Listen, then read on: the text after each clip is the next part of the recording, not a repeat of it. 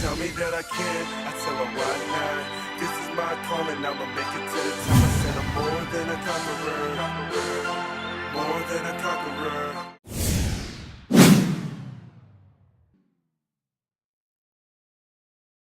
And I hear this notion a lot, that clean calories versus IIFYM calories, you can eat more clean calories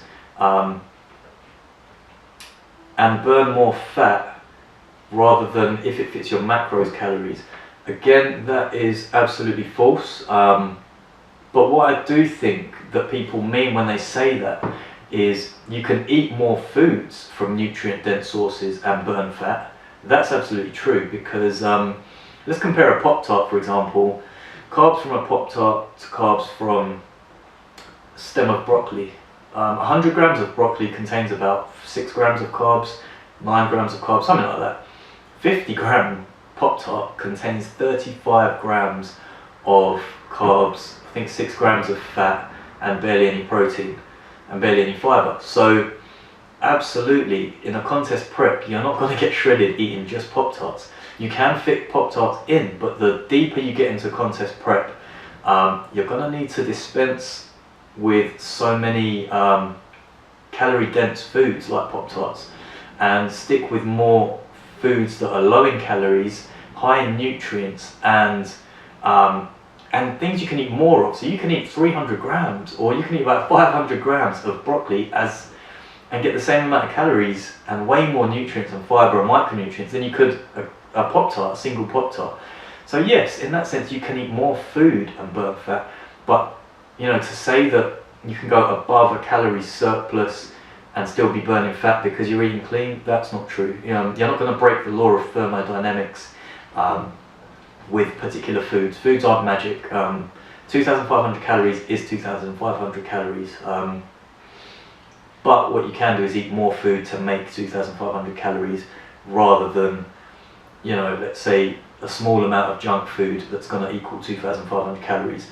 You need to think about, when you're prepping, you need to think about hunger levels. You want to eat foods that are going to give you the best bang for your buck. So in that sense, yes, you can eat more food, but you can't eat more calories. You need to be in a calorie deficit to burn fat. It's simple laws. Okay, let's have a look. If you follow If It Fits Your Macros, I've heard people say it's good if you're just trying to get ripped for the beach, you're trying to get in good shape for the holidays, but for a competition you're not going to come in full, you're not going to come in shredded, you're going to be smaller. That again is absolutely false. Again, as long as your macronutrient composition of those calories remain the same, you're going to get like for like results. I didn't get smaller because I used If It Fits Your Macros. In fact, from Miami Pro, my first warm-up show, to the 21-22 week mark, so there was about a 7-week difference from my first show to my second show when I turned pro. People couldn't believe their eyes at how shredded I got and turned pro for the WBFF. People were like, what the fuck did you do? Even judges for the Miami Pro show came up to me and said, man, that was such a huge difference you made in 7 weeks. That's because I trusted my coach. I continued with the plan, gradually reduced the calories when we needed to, got to the WBFF, and I was stage ready, and I turned pro using If It Fits Your Macros.